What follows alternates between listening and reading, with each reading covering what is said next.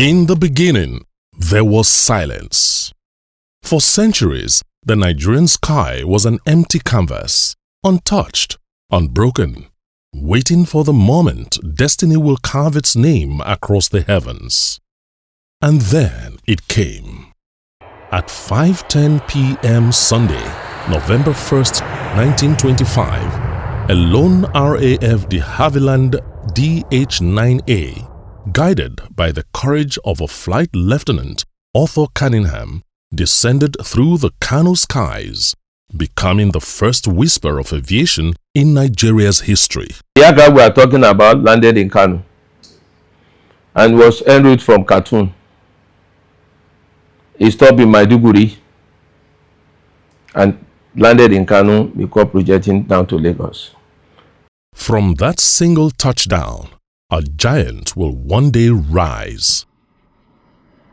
In 1958, Nigeria birthed its own national pride, Nigeria Airways. The green-white-green tail began its journey across continents, connecting nations and carrying the dream of millions. I think the major turning point centers around the Nigerian Airways because it's our national carrier. And the turning point will be both the bad and the good news. The day Nigerian Airways was founded and the day Nigeria gave up that it can no longer run a national carrier, the day Nigerian Airways folded up. So I think everything centers around the bet and the debt. The airline became a symbol of excellence, powered by seasoned pilots, disciplined air traffic control, brilliant aeronautical engineers, and cabin crew trained to global standards. There were more than staff. They were the nation's ambassadors in the sky. Everybody thought aviation industry was Nigerian Airways. Nigerian Airways, even the airports. You know, talk whether something went wrong at the airport, they abuse Nigerian Airways. The toilets are not clean, something is not working, so these stupid Nigerian Airways. Look at their toilets and everything. Until by 1976, 78, that the Airports Authority of Nigeria, NAA, Nigeria Airports Authority of Nigeria, was established with, and then the government invested in a major national development plan, invested in the construction of Murtala Mohammed International Airport. All of that there, and the NAA, the Airport Authority, was established. It was still a parastatal. Then he assumed control, ownership and management of all the airports. There were a few airports then. I think that the main one was Murtala Mohammed International Airport that was built to bring Nigeria up to date. That airport was constructed along the line of Schiphol Airport in Amsterdam. That was the model.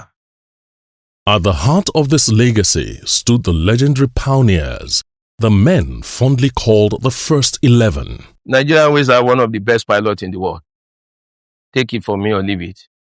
Because when we fly to New York with our DC-10, those who live in New Jersey, those who live in neighborhood, they walk everywhere. They will come to the airport, not for anything, to come and witness this arrival of this aircraft.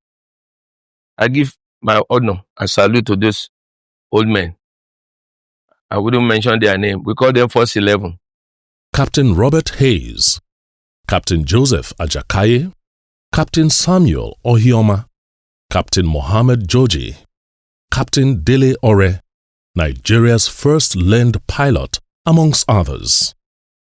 Fearless, skilled, respected, they flew with precision, pride and patriotism, shaping a generation of aviators who lifted Nigeria into the global aviation family. Well, I felt greatly humble because I didn't go out chasing to be the first female pilot. God did it for me, and I said, me, my humble self, that God who picked me, allow me to achieve my desire, my goal, and then bring me out to the limelight. I felt greatly humbled and greatly loved by God because I felt I couldn't have achieved it in my own strength, in my own wisdom or ability. It was God that did it for me. So I felt drawn to God. I felt God is faithful, He's reliable, He's dependable. So I saw everything centered around God, and He helped me to be humble, realizing that I cannot do this thing in my own strength or wisdom. Nigeria Airways soared through the 60s, 70s, and 80s. Its wings stretched from Lagos to London, New York to Nairobi, Jeddah to Johannesburg. It was Africa's rising star, a symbol of a nation finding its voice. But glory gave way to turbulence. Decades of managerial struggles, funding challenges, aging fleets, and shifting political winds weakened the national carrier. There was a minister called Antonio Pere, an Air Force, very bright, very star, ever smasher. And when he became with Aviation, it then started that he wanted to have a civil aviation policy. Many those in Nigeria for having policies, then get that aviation to have their own civil aviation policy. So they started a committee. The chairman of that committee was Brigadier Air Commodore Falokwe. And got a lot of support from the military government, all those who are in the council. I cannot forget Nura Imam, Adrian Bello. All those were very strong. They were supporting it. We should have a very strong one. So we did that. I served on that committee with my other colleagues. That was basically the turning point. That report brought regulation to the industry to meet international civil aviation organization standard. That was the turning point. And that report was everything that happened today. It came from there. Both system, economic regulation, airport, air services, everything was covered in that report for stuff. By 2004, under the administration of President Olusegun Obasanjo, the once mighty Nigeria Airways was declared bankrupt, a golden chapter closed, and the nation was left without its flag in the skies. But the true revolution came when private investors took command of the skies. Aviation is one sector of Nigeria that has grown phenomenally. And these growths are in three parts for me. Number one is the number of aircrafts in Nigeria has grown from where we were 100 years. And the singular act of President Babangida's government to liberalize aviation, to allow for private sector participation in aviation, is one of the significant things that happened to put aviation on the trajectory that it is today. So Nigeria is an interesting country when it comes to aviation. And three things make us interesting. One, we have a local market. Most African countries don't have a local market. So they are always international airlines. When people say Ethiopian airline, I said it doesn't have a local market as such. It has an international market.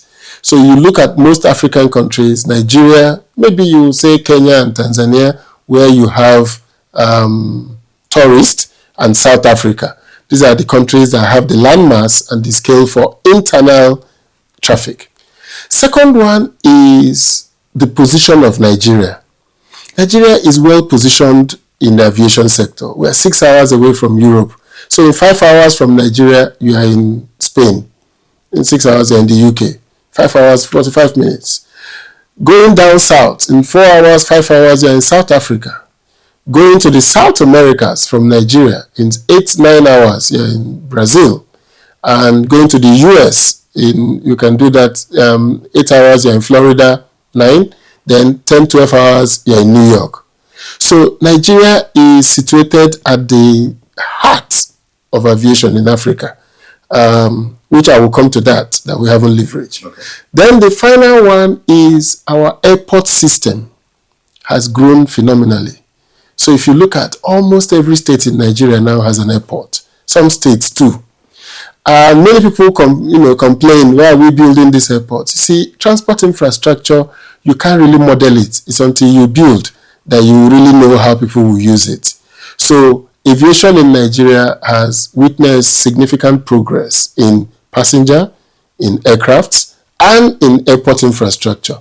In the late 1980s and early 1990s, pioneers stepped forward, visionaries who believed that the sky was not a frontier, but an opportunity. With grit and entrepreneurial fire, the era of private domestic airlines was born. Associated Aviation, Okada Air, Cabo Air, ADC, Chanchangi, Sosoliso, Bellevue, Dana Air, and Aero Contractors, the nation's oldest surviving airline. Aero Contractors it's quite an old company. In fact, it's the oldest indigenous company, aviation company in the country. So we started operating as an oil and gas servicing company. So what has been remarkable about Aero Contractors is the foundation. The foundation in which Aero Contractors was birthed upon. So Aero Contractors was created based on to service oil and gas, and based on a very solid foundation. So yes, we went through a lot of turbulence. We are over 65 years old, and we went through a lot of turbulence during this period, over 6 decades of operation. And later, a new generation, Arik Air, Asman Air, Ibom Air, Renault, Exijets, Value Jets, Air Peace and others, each carrying the Nigerian spirit of resilience and connecting millions of journeys every year. When we're talking about 100 years of aviation in Nigeria, let me pay compliments to those who rode the tough terrain before us. I have to give them compliments, the likes of Okada, the likes of Chachangi, the likes of Cabo Airline, the likes of Oriental Airlines, and all of those. So ADC, you see, I have to pay compliments to the foreigners. They did their best. Though many of them are no longer here with us, but we have to respect what they do. The deregulation of the industry was one of the best things that ever happened to the industry, because hitherto used to be only Nigerian Airways, and what that brought to bear. But the moment the industry became deregulated in Nigeria, it changed the dynamics. So that was a huge milestone for the industry. And up to date, that deregulation has saved the country, because only the private airlines that have been running the show for so many years now. Then came the dark years, the heartbreaking air mishaps that stole lives, shook families, and tested the resilience of a nation determined to rise again. We haven't done badly. Total radar control coverage of Nigeria, project that came after the crashes of 2005, 2006. We've made progress in developing manpower in the aviation sector, and we have also made significant progress in what I would call meeting the safety standards, whether it is FAA Category 1 certification and other standards. So we have made progress, but we have challenges, and the challenges are also quite significant. And one of the significant challenges we have is that the absence of capital for private businesses to scale in Nigeria. The decentralization of the Nigeria Civil Aviation Training Center, we will give it to this current administration. Before this current administration came on board, We were almost a pariah amongst it. Aviation is international business.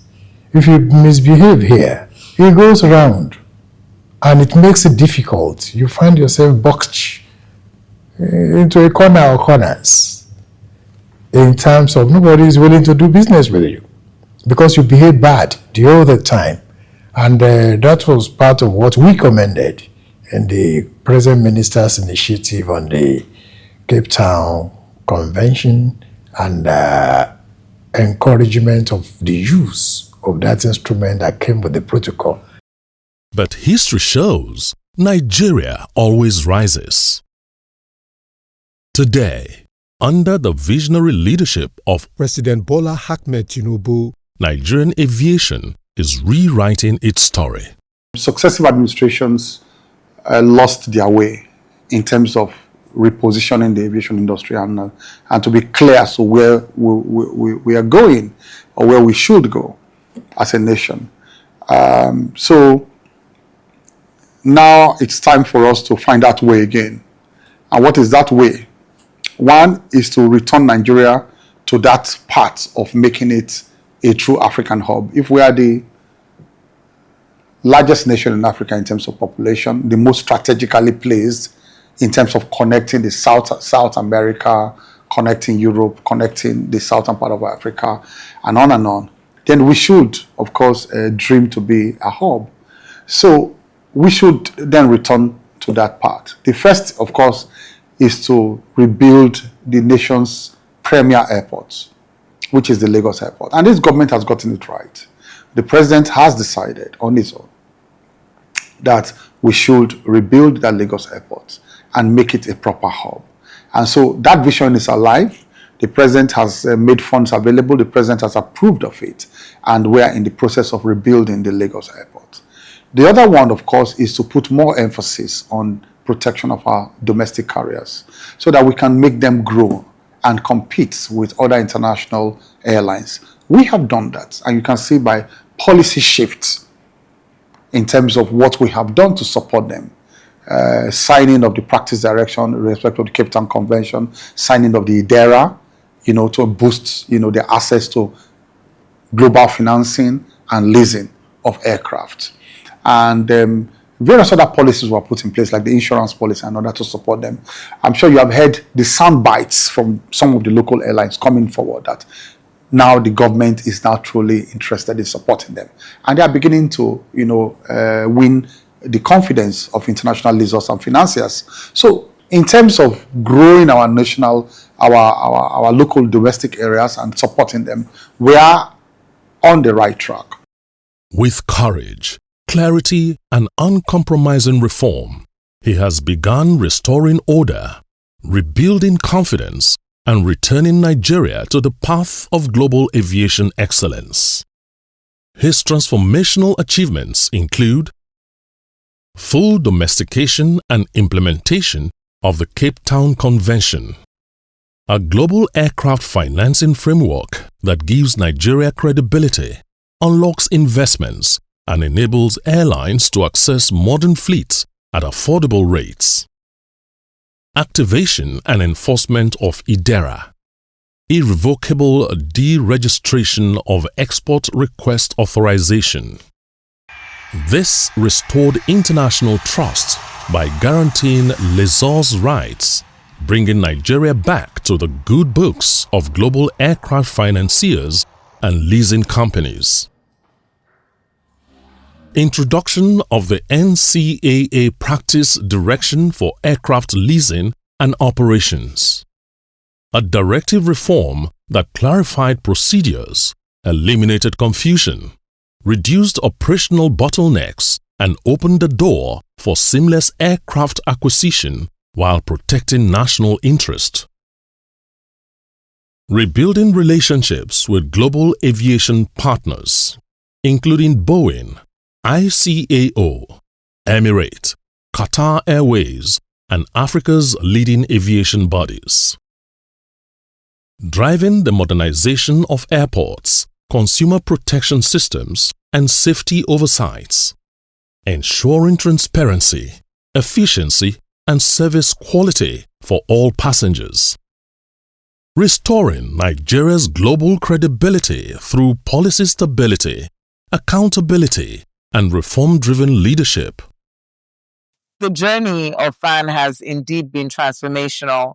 If you look at a lot of our key airport infrastructure, so the like of Kanu, the likes of Murtala Mohammed International, also looking at the Port Harcourt International Airport, those airports have been in existence for almost 50 years. They've undergone major, I would say, infrastructure changes. However, not as major as we would like to see in other countries. But interestingly enough, the environment is taking a huge turn. There's been a lot of investment in terms of making sure that our runways are up to par, making sure that not just our passengers, I think people focus a lot on the passengers, which is very important, but it's also interesting that, we need to take a turn and look at those who operate within the airport environment. So the airlines, the pilots, all of the support services. There's a lot of work that has happened behind the scenes to make sure that collaboratively and as an industry, we're working very closely together to make sure that the infrastructure is adequate. The infrastructure supports a thriving environment for the aviation sector. A century after that first aircraft broke the silence of Kano's skies, Nigeria stands at the threshold of a new aviation era. Under the leadership of Festus Keyamo, where this country was unofficially blacklisted by the leasing world for over 10 years now, that veil has been lifted. Thanks to this regime of President Bola Ahmed Tinubu and what Festus Keyamo has done in the industry. That's a huge milestone that in the long run we engender an era for the airlines in this country. When we were talking about capacity of these airlines, no airline can do it all alone. You need the support of government. So for this government to be out there chasing every opportunity that will make it easier for Nigerian airlines to get funding, to get dry leases, it's a very welcome development. From the legends of Nigeria Airways to the painful lessons of the past to the bold reforms of today, Nigeria is once again rising. Our story is not just about machines and airports. It is about people, courage, vision, and a nation destined to take its rightful place in the skies. Well, I think it's quite fortuitous that I am the Minister of Aviation at this time when this milestone is achieved. So I consider myself extremely lucky that I'm on this, I'm in this office at the time we have achieved this milestone. So actually it's a moment of for deep reflection as to how far we have gone in the last 100 years. If anything survives 100 years and has prospect going forward, then it's a good thing to reflect upon. Of course, there must have been highs and lows, which we'll talk about. But despite the highs and lows, so long as it's still standing on its feet and it has not folded up entirely, that means, of course, there's something to talk about and even something to celebrate. And I think that is what is important at this time, that we do a deep reflection of where we are coming from. And of course, to also see whether we have our goals clearly in sight as to where we are going. This is the centenary of aviation in Nigeria. 100 years of flight, 100 years of resilience, 100 years of a nation determined to soar. Fly high, Nigeria, let the world see. 100 years of wings, and we're flying free. With renewed hope, we're reaching for the sky. Our aviation dreams, together we'll fly. Make we fly high, Nigeria, everybody go see. 100 years, we dey giddy ba. We still dey fly higher. With renewed hope, we We go reach for the sky for this our